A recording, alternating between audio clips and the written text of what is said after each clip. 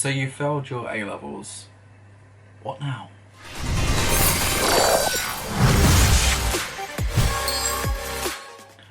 Failing any kind of exams or especially A-levels and things like that can feel really, really overwhelming, really horrifying. I myself, as I believe I probably talked on this channel before about, did actually fail my A-levels, every single one of them. And I recall that moment every day.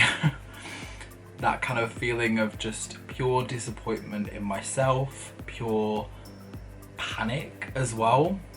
And I kind of wanted to do this video just to give a little bit of something back to those who potentially, even if you didn't fail, you just didn't get the grades that you wanted to get and you've kind of beating yourself up about it. It's okay. Point blank, first and foremost, just know that exams are firstly really tough. That's a given. I don't think anyone can go, well, there may be the odd few people who can go into an exam and just think that was so easy. But for the vast majority of people, we all struggle. We all have our moments with exams and they can be really tough and really scary. But the biggest thing that I can say to you all is exams are not a true representation and reflection on your actual skill and knowledge. Often we'll find ourselves kind of, especially straight after the fact of failing, thinking we are so stupid, we are idiots, like how could we have done so poorly? I recall one of my maths A-level exams, just one of the papers, I think I got maybe 3 marks out on, and that's the total of that entire paper. So yeah, in moments like that it can absolutely feel like, what on earth did I just do for the past year, the past 2 years, however long it was.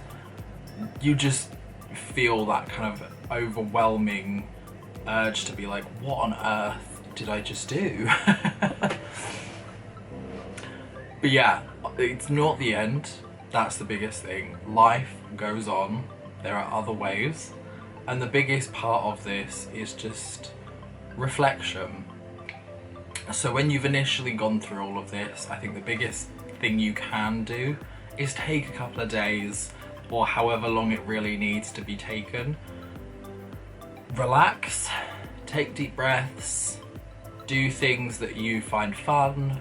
Try to distract yourself away from the idea of you failing, and just really try and hone in on the positives, because at the end of the day, the biggest, I'm gonna keep saying the biggest thing, because at the end of the day, those years that you've spent studying were not for nothing. There are so many skills that you probably don't even know about that you will have taken away from that. Regardless of the exams, regardless of the results, you've still gained knowledge, which is really, to be honest, the key of education, is the transference of knowledge from one individual to another. So because that is still probably there, you're still winning. But again, what do I do now? Now that I've failed, what options do I have? Obviously, for anyone who was looking to go into universities, not having grades can be really detrimental to you actually getting an offer at a university, which is, you know, quite clear as day to a degree. So if university is a really solid set kind of way that you want to go, know that there are still alternative methods to get to that end goal. Maybe it takes a little bit longer, but life isn't about how quick you can get across the finish line. Life is about the journey. So always remember that. It's not a race of who can get there quickest, who can, you know, do the most amazing things ever. It's not about competition. Life is more about living. Just always keep that kind of mindset and thought in your head, because it can be really easy to defeat yourself before you've even started, really. But one of the big opportunities that you do still have is, of course, apprenticeships. Now, this isn't by any means the only alternative you can now go down. There are still so many options for what you can do. I'm going to kind of touch on a few different little pieces here and there, but I wanted to really highlight apprenticeships, as I myself have gone through. I'm on my second apprenticeship now. Not to say that I'm an expert in the apprenticeship field, but I do know how they work, and I can kind of first-hand give you the experiences and the benefits, with maybe some drawbacks as well. So where do you even start looking for things? Like, what do I do now that I failed? First and foremost, I would suggest just trying to really kind of pinpoint what you want to do. Where are your aspirations taking you?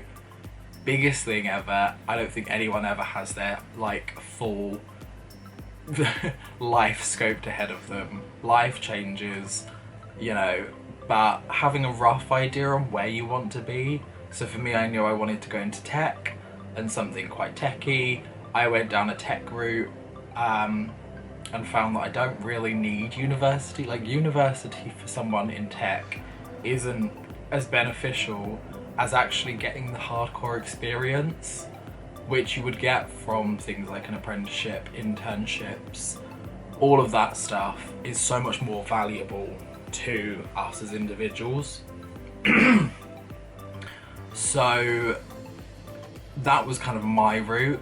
I did obviously branch into a new area now, in data. So again, my scope completely kind of, not completely changed, it's still technically under the tech scope, but it has kind of pivoted slightly away from where I originally wanted to go, which when I was in sixth form, my heart and mind were really set on being a game designer. I wanted to kind of do coding and art stuff for games, even though I cannot do art, but just storyboarding and like coming up with concepts for games. That was kind of my route. But again, life changes, but I still had a rough idea of where I wanted to go. So once you have that rough idea of where you actually want to go, you can pretty much start looking. Look into, you know, Google jobs in those areas, look at what they need and what they require. Look at, do research people who are within those areas. YouTube is like, this space is just such a plethora of like people's knowledge of, you know, that we all have. Everyone has unique skill sets, unique experiences in life and just in anything basically. So like, you could just go onto YouTube and let's say you wanted to go into veterinarian, whatever it is. You could literally just go on Google, do a little search on vets, probably come across some YouTube videos of people talking about a day in the life of being a vet, all this kind of unique stuff. And that gives you a bit of an insight on what to expect, what you should look into. And it also potentially gives you some contact points as well. So if you do come across someone in that field, find ways to reach out to them, mention what you're looking to do, and like, you know, people are so willing to share knowledge. All you have to do is just know how to ask, basically. So yeah, that's kind of like my initial thought set, is to just really do the research, because there probably are other ways to get into that other than the kind of mindset that we've been thrust into, which is that everything goes through uni. If you don't have a uni degree, you're not getting a job. That's, to put it bluntly, a load of bullshit. Enough said. For me, like, I work in a company where, yes, majority of them have come straight from university, have master's degrees galore, in areas which aren't even relevant to what we're doing. but that doesn't give them a benefit over me being in like the same company. We're at pretty much the same level, and I still, you know, have the opportunity to push above those. It doesn't hinder me, the fact that I'm technically an apprentice at the moment. I still have leeway to battle through, which is just normal in any job, really. But apart from that, let's talk about some different sources of what to do as well. So obviously I've been rambling on a lot. There are so many different places that you can look for opportunities, guidance, help, anything at all. As I've mentioned, YouTube and Google, your main first call. Look it up, look things up in those areas, internships, job opportunities, apprenticeships, literally anything you can find. There is going to be something out there, trust and believe. There is no shortage of the requirements for these kind of areas. So yeah, the first site is Not Going to Uni. This is just a really cool website. This is something that I looked at originally when I'd failed my A-level exams, and I was just kind of like, well, I'm not going to uni, what the hell do I do? And so I came across this website, and it just gives so many different alternatives. Online courses, you've got, you know, your apprenticeships, you've got your internships, you've got gap years. So even if you have got everything you want to do and you're just kind of maybe not looking to go to university, or you're looking for other alternatives to kind of gap the time as such, there are so many opportunities on there, and I can't, you know, recommend everyone enough just looking through it. Even if you don't really want to go through those routes, get a feel of it, like understand different areas. Knowing your options is the biggest thing. Don't just spearhead into one box an option, because that's the instant way to just feel down, feel really kind of, again, like you failed. But there is no one route to life, you know. I'm gonna keep repeating that probably throughout this video, but it is the biggest thing. Like, we all have unique journeys. And then another website that I kind of wanted to touch on is the, of course, government website. The government website has a particular resource available for apprenticeships. So you can go in there, search kind of terminology that suits whatever you're looking into, and it will come up with some of the more localized apprenticeships that are available for you in your chosen skill set and levels as well, because there are multiple different levels of apprenticeship that you can go to. I did my first as a level 3, which is essentially the equivalent to getting my A levels. So doing that kind of meant that I was still on that same level, so I just took a year to do that apprenticeship, and then I was basically back to where I should have been in theory. But then you can also push that further, go on to level 4, 5, 6, 7, however many they've got now, which is what I'm currently doing at the moment, which is where it kind of goes into the territory of degree level. You can even go to master's level as an apprenticeship, where really the biggest benefit that I will always mention is you're literally getting paid to do a job while still receiving an education.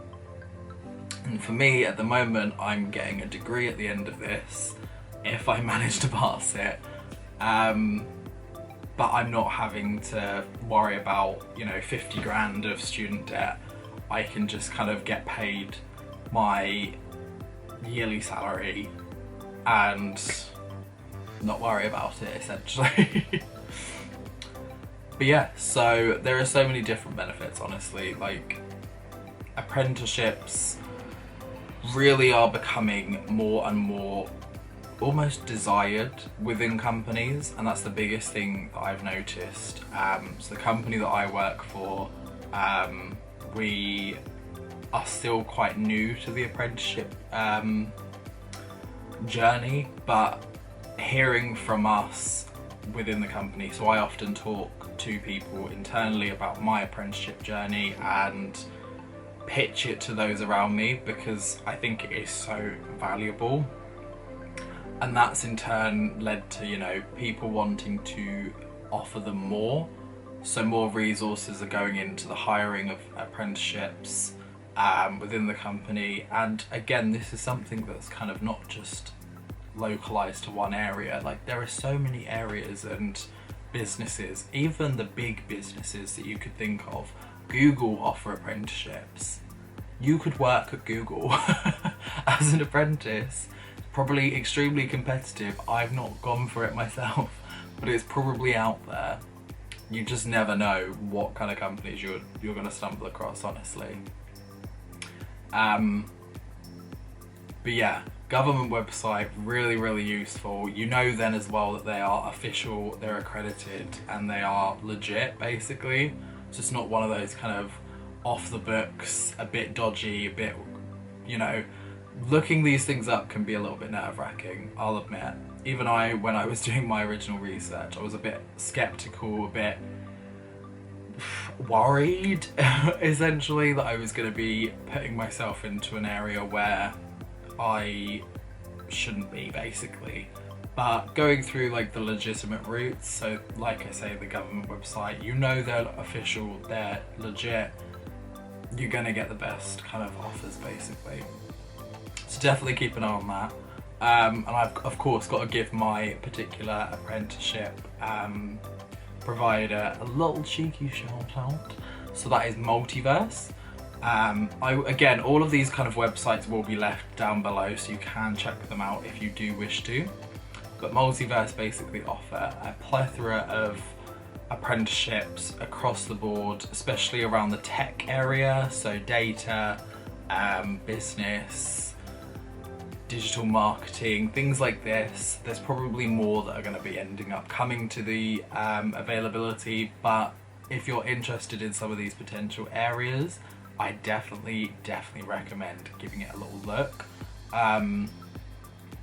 Their kind of application process is next level. It's insane, but it's so unique and amazing to do. But yeah, give it a look. There might be a company that interests you. There might be an opportunity that comes up and you think, do you know what? I'm gonna do it. Push yourself, do it. Like, what is stopping you from achieving whatever you want in life, basically? The main thing that's gonna stop us from achieving our successes is ourselves. We are the biggest thing to stop ourselves from actually pushing and achieving. So always remember that. Always stay positive. As hard as it could be at times, things can really change. Failing exams could be essentially the opening of a bigger door for you. Anyway, I think I've rambled on enough about this all. I hope that you did find something useful out of this. If you ever are curious about apprenticeships or anything that I've kind of discussed today, please do know that, you know, my social media is linked around the channel. You can absolutely contact me via any of those channels. Should you wish to discuss any of this like on a more personal level, I'm always available for that. And yeah, I just want to reiterate the fact that, you know, failing is not the end of a journey, it's the beginning of a new one. Anyway, thank you again so much for watching this. I hope you did enjoy. If you did, of course, give it a cheeky little like, subscribe, join the family, and I will see each and every one of you folks in the next video. Peace out, bitches.